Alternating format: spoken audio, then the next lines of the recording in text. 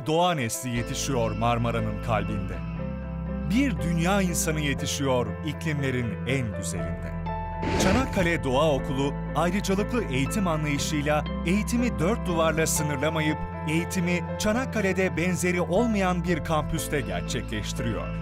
Son teknolojiyle özenle oluşturulmuş sınıfları, buz pateni pisti, futbol ve basketbol, voleybol sahaları, ekoloji atölyesi, dijital kütüphanesi, kapalı spor salonu, drama sınıfı, öğrencilerini her alanda hayata hazırlıyor.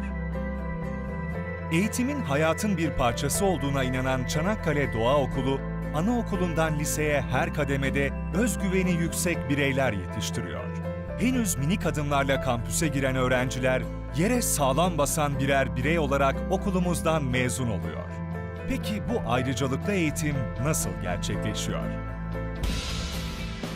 Çanakkale Doğa Okulu rengarenk binası, sahip olduğu fiziksel imkanlarıyla 4 yaştan başlayarak ilkokul çağına kadar tüm yaş gruplarına uygun etkinliklerle eğitim vermektedir.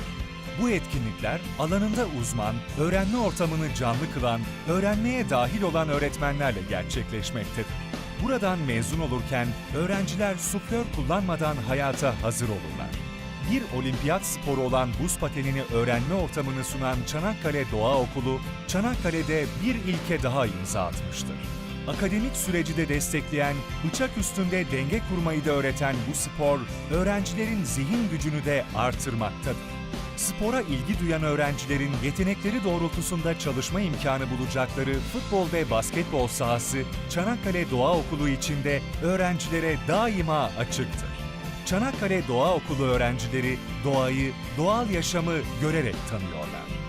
Çanakkale Doğa Okulu öğrencileri doğayı en büyük öğretmenden, doğadan öğreniyorlar.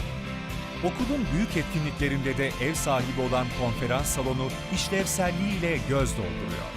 Müziğin ve ritmin hakim olduğu drama sınıfı modern yapısıyla Çanakkale Doğa Okulu öğrencilerinin bedensel, ruhsal ve sanatsal gelişimlerine katkıda bulunmaktadır. Her anlamda öğrencilerin sağlığını ve güvenliğini önemseyen Çanakkale Doğa Okulu, alanında uzman sağlık personeliyle revir hizmetini yürütmektedir. Öğrencilerin sağlıklı beslenmesini önemseyen, hijyenik koşullara sahip güler yüzlü personeliyle kantin hizmetini vermektedir. Yaparak, yaşayarak öğrenme ilkesine dayanan, öğrenmenin öğrenci ile gerçekleştiği, keşfetmenin hazzına varıldığı, gerekli her türlü donanıma sahip laboratuvarlarımızda öğretmenlerimiz eşliğinde bilimsel bir ders ortamı sunulmaktadır.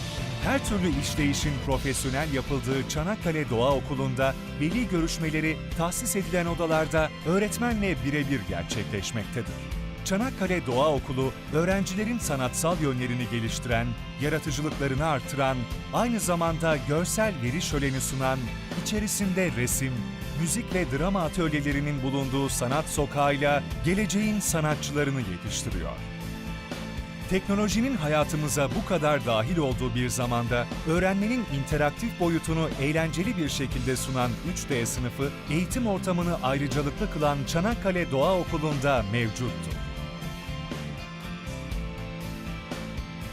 Akademik sürecin gerçekleştiği sınıflarımızda aydınlık, ferah bir ortamda akıllı tahtaların eşliğinde alanında uzman öğretmenlerle eğitim öğretim gerçekleşmektedir. Bunun meyvelerini akademik başarıları ve sportif başarılarımızla her yıl başarının haklı gururunu yaşıyoruz. 12.000 metrekare kapalı alanı olan eğitim kurumumuz her türlü gürültüden, kirlilikten uzak, yeni ve çağdaş yapısı, modern donanımıyla bölgenin en başarılı eğitim yuvalarındandır. Okulumuz, toplam kalite yönetimini hedefleyen programlarıyla eğitim öğretim için tüm olanakları sağlayan derslik, laboratuvar, sosyal etkinlikleriyle akademik ve sosyal yönden güçlü bireyler yetiştirmektedir. Çanakkale'nin en büyük kampüsünde Atatürkçü, çağdaş ve başarılı bir doğa nesli yetişiyor. Çanakkale Doğa Okulu.